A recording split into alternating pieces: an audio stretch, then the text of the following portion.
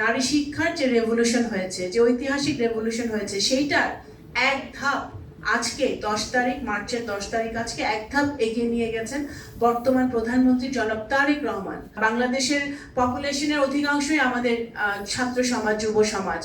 এই ছাত্র সমাজ, যুব সমাজ আমরা যারা এখানে আমার সামনে যারা বসে আছেন, আপনারা অনেকেই তরুণ।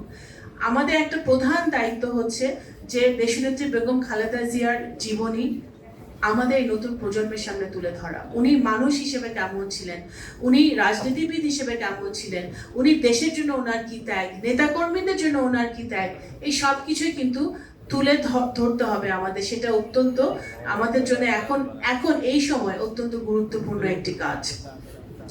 দেশনেত্রী বেগম খালেদা জিয়া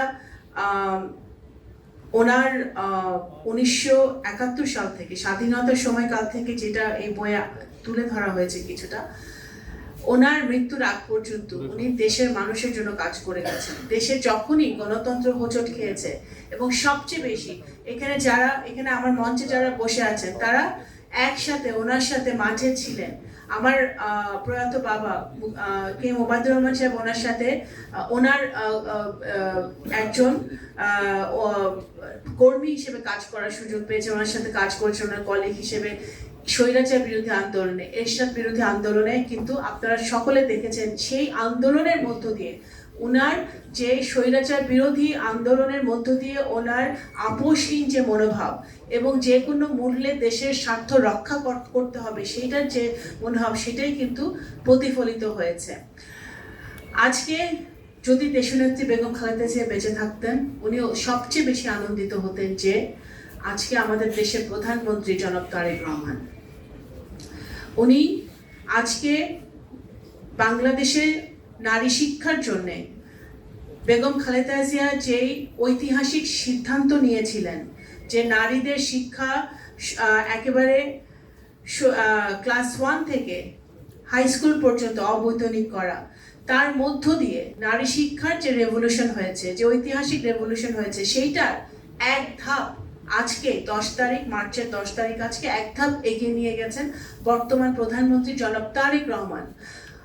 ওনার দেশনেত্রী বেগম খালেদা জিয়া এবং স্বাধীনতার ঘোষক শহীদ রাষ্ট্রপতি জিয়াউর রহমানের সন্তান বাংলাদেশের প্রধানমন্ত্রী জনাব তারেক রহমান, ওনার মাতার যেই ঐতিহাসিক সিদ্ধান্তটি ছিল শিক্ষা, সেই শিক্ষা দিয়ে নারীদেরকে ক্ষমতায়ন করা, সেই নারীর ক্ষমতায়নকে উনি এক ধাপ এগিয়ে নিয়ে গেছেন। আজকে ওনার সারা বাংলাদেশের নারীদের জন্য ফ্যামিলি কার্ড উনি উদ্বোধন করেছেন, এবং এই ফ্যামিলি কার্ডের মধ্য দিয়ে আমাদের দেশের নারীদের যেরকম ক্ষমতায়ন হবে, ঠিক একইভাবে তারা তাদের সাংসারিক অবস্থা থেকে, তাদের অর্থনৈতিক অবস্থা থেকে তারা উত্তরণ ঘটিয়ে তারা আরো সামনের দিকে এগিয়ে যাবে। তো সেই জায়গাটায় কিন্তু বাংলাদেশ জাতীয়তাবাদী দলের আমরা যারা নেতাকর্মীরা আছি, আমাদের একটি বিশাল গর্বের জায়গা, আমাদের যেটা সেলিম ভাই বললেন, আমাদের ইমোশনের জায়গা, আমাদের ভালোবাসার জায়গাটা হচ্ছে দেশনেত্রী বেগম খালেদা জিয়া। বাংলাদেশে অনেক বহু নেতা নেত্রী এসেছে আমাদের রাজনৈতিক ইতিহাসে, কিন্তু আমার মনে হয় দেশনেত্রী বেগম খালেদা জিয়া একমাত্র ব্যক্তি যে দল, মত, ধর্ম, বর্ণ নির্বিশেষে সকলেই তাকে শ্রদ্ধা করেছে, সকলেই তাকে সম্মান করেছে, সকলেই তাকে ভালোবেসেছে। তার যে তার শত্রু, সেও কিন্তু তাকে সম্মান করতে বাধ্য হয়েছে, তাকে শ্রদ্ধা করতে বাধ্য হয়েছে। তার জীবনের জন্য, সে যেভাবে তার জীবনকে অতিবাহিত করেছেন, সেই জন্য কিন্তু তাকে সম্মান দিতে বাধ্য হয়েছে। এবং সেটা সবচেয়ে বড় প্রমাণ ওনার যে বিশাল জানাজা হয়েছে, এই দুটি জানাজা, শহীদ রাষ্ট্রপতি জিয়াউর রহমান এবং মরহুমা দেশনেত্রী বেগম খালেদা জিয়ার যে জানাজা আমরা দেখেছি, বাংলাদেশের মানুষ এই ধরনের জানাজা মানে আমরা এই উপমহাদেশে কেউ দেখে নাই। তো সুতরাং এইটাই প্রমাণ করে যে উনি কত জনপ্রিয় ছিলেন। গণতন্ত্র আমরা পেয়েছি, গণতন্ত্র রক্ষা করা আরো কঠিন।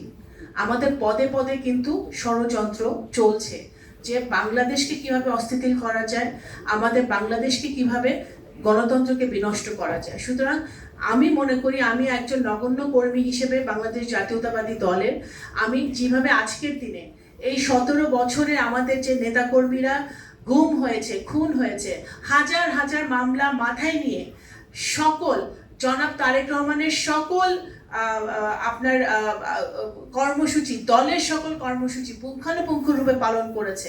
এখনো হয়তো আহত অবস্থায় অনেক নেতাকর্মী বাড়িতে বসে আছে। তাদের সকল নেতাকর্মীকে আজকে আমি স্মরণ করি, কারণ তাদের